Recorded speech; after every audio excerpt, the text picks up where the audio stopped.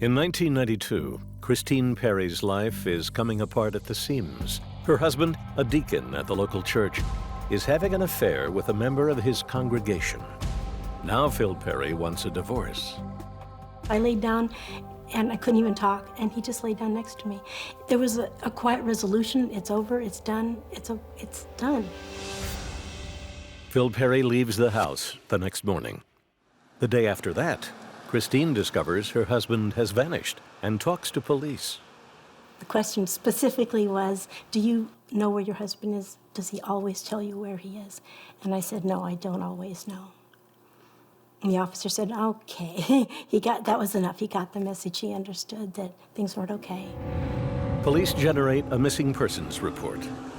3 days after Phil Perry is reported missing, Detective Emerson drives south to Tijuana. On a residential street, he finds an abandoned white Chrysler. In the back seat, the body of Phil Perry. It appeared from the evidence that he had actually been pushed down and the gun went off or shot him in the back as he was being pushed down. Emerson asks Customs to determine when Phil Perry's car crossed the border. He also requests that Customs check on 2 people who might want Phil Perry dead: his rumored lover, Lisa Bragg, and her husband, Carl. According to Customs, Carl Bragg's Jeep crossed the U.S.-Mexico border the day Phil Perry was reported missing. Emerson brings in Carl Bragg to ask him why. And then he asked me a bunch of questions about, Phil Perry and Lisa, and did I know about his murder and his disappearance, and at that time I was saying, no, I didn't know nothing. Bragg's home and business are searched. Emerson finds a stash of love letters written from Phil Perry to Lisa Bragg. Carl admits to finding the letters and confronting his deacon about them. Phil denied everything. Even when I told him I had the letters, he said, no, it's not what you think. It's a sisterly, brotherly love of Christ. It's not what you're thinking. You're thinking of the lust and the flesh. He says, and we got a spiritual love. Carl, however, reads something different in the letters. They mentioned that they were in a hotel room and they made love. It was in detailed. I was angry, I was hurt. Mainly more hurt than angry. I was hurt because I trusted this man a lot. Philip Perry and I were very close friends. He was like a spiritual advisor for me. I could talk to him about anything. Emerson wants to charge Bragg with murder. However, he has a problem. He had a bunch of alibis. Number 1, he'd never been to Mexico in his life. Number 2, he was busy that night. Carl can prove he was at a hospital with a sick child the night Perry disappeared. Carl Bragg, it appears, could not have killed Phil Perry, unless, that is, he had help. Detective Emerson returns to the church parking lot where Phil Perry was last seen alive, and a story about a woman who claimed to have car trouble. An unknown female, described as a short Hispanic female, needed a pair of jumper cables. Mr. Perry retrieved the jumper cables, went with her. She came back a short time later and delivered the jumper cables back. No one seemed to know the person. We asked the priest if he had ever seen her before. He stated that he had never seen her before, had no idea who she really was. Emerson wonders if the woman might have acted as Carl Bragg's accomplice and somehow helped to kidnap Perry. It's a theory that goes nowhere for more than a decade until the mystery woman resurfaces with a vengeance. Liz Miner is Carl Bragg's stepsister.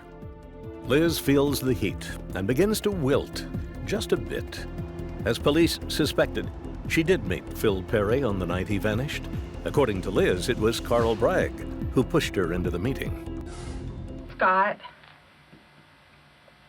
showed up at my house. Scott Harrison. Whatever his last name is. Scott Harrison is a friend of Carl Bragg. According to Liz, she and Scott Harrison drove over to the church parking lot. There, Liz approached Phil Perry with a story about car trouble. We were standing by my truck talking, and the next thing I know, Scott is standing next to Phil, and I jumped because I got scared because I didn't see him come out. And he told Phil to shut up, and he had a gun. Scott has some sort of tape or something, and he puts it over Phil's mouth, and he forces Phil in the back seat. Scott points the gun at me, and he says, "Get in the car." And then the next thing I know, I hear a loud bang in the car. My ears are hurting, and I go, you know, and I jump, and he's all, "Just f***ing drive." And I'm like, what, you know, and I'm shaking, and I don't know what to do, and I'm like, I need to go home. She was done at that point. Stick a fork in her. Liz Minor is booked on a charge of murder.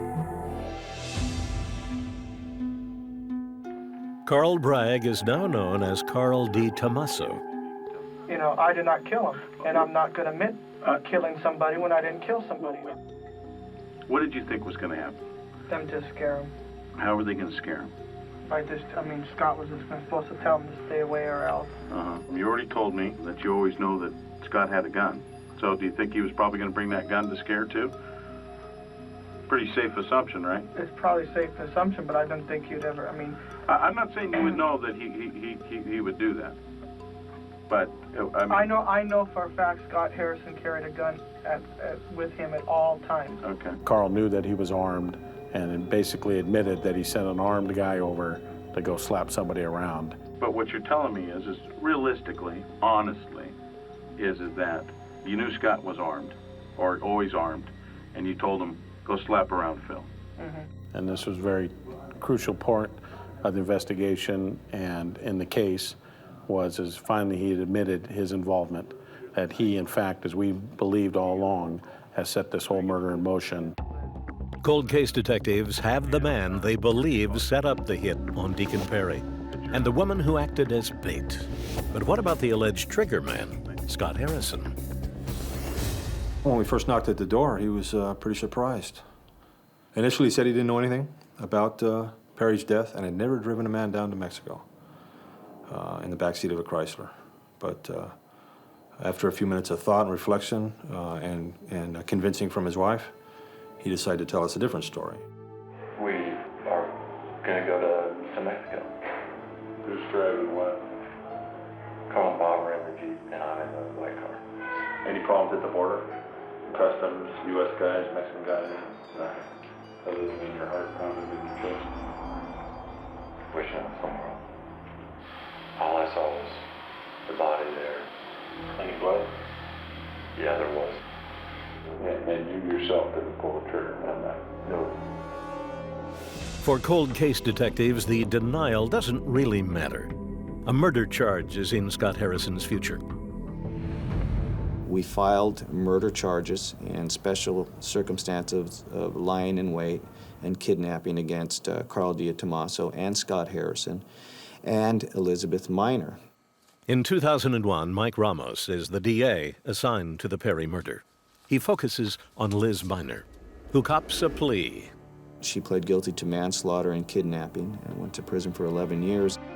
Carl Bragg DiTomaso opts for a trial. I didn't want the man killed. I never ordered the man to be killed. I didn't kill him. I told somebody to go talk to him, not to kill him. That is essentially DiTomaso's defense. The DA, however, tells a different story. They parked in a dark area. Scott Harrison was hiding in a dark area. They brought the tape to put over his mouth.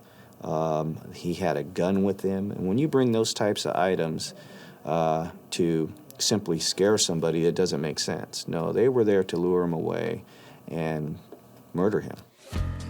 A jury finds the state's case persuasive and finds Carl DiTomaso guilty of second-degree murder. He is sentenced to 15 years to life. In July of 2005, Scott Harrison goes on trial.